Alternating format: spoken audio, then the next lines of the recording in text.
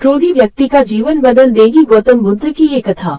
एक दिन गौतम बुद्ध अपने शिष्यों के साथ एकदम शांत बैठे हुए थे। उन्हें इस प्रकार बैठे हुए देख शिष्य चिंतित हुए कि कहीं वह अस्वस्थ तो नहीं है। एक शिष्य ने उनसे पूछा कि आज वह मौन क्यों बैठे हैं, क्या शिष्यों से कोई गलती हो गई है। इसी बीच एक अन्य शिष्य ने पूछा कि क्या वह अस्वस्थ हैं, पर बुद्ध मौन रहे। तभी कुछ दूर खड़ा व्यक्ति जोर से चिल्लाया, आज मुझे सभा में बैठने की अनुमति क्यों नहीं दी गई है। बुद्ध आंखें बंद करके ध्यान मग्न हो गए। वह व्यक्ति फिर से चिल्लाया, मुझे प्रवेश की अनुमति क्यों नहीं मिली। इसी बीच एक उदार शिष्य ने उसका पक्ष लेते हुए कहा कि उसे सभा में आने की अनुमति प्रदान की जाए।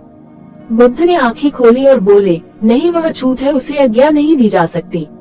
यह सुनकर शिष्यों को बड़ा आश्चर्य हुआ।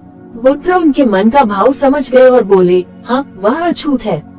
इस पर कई शिष्य बोले, हमारे आश्रम में जात पात का कोई भेद ही नहीं, फिर वह अछूत कैसे हो गया।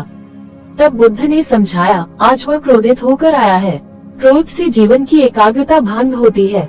क्रोधी व्यक्ति प्रायः मानसिक हिंसा कर बैठता है, इसलिए जब तक वह क्रोध में रहता है तब तक अछूत होता है।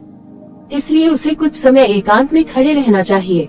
क्रोधित शिष्य भी बुद्ध की बातें सुन रहा था। पश्चाताप की अग्नि में तप कर वह समझ चुका था कि अहिंसा ही मनुष्य का महान कर्तव्य व परम धर्म है।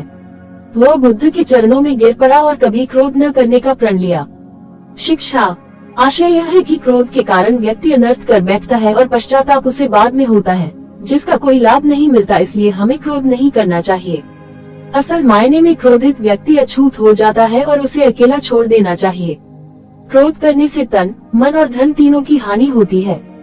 क्रोध से ज्यादा हानिकारक कोई और वस्तु नहीं है। ऐसे ही गौतम बुद्ध का कहानी सुनने के लिए हमारे चैनल को सब्सक्राइब करें। धन्यवाद।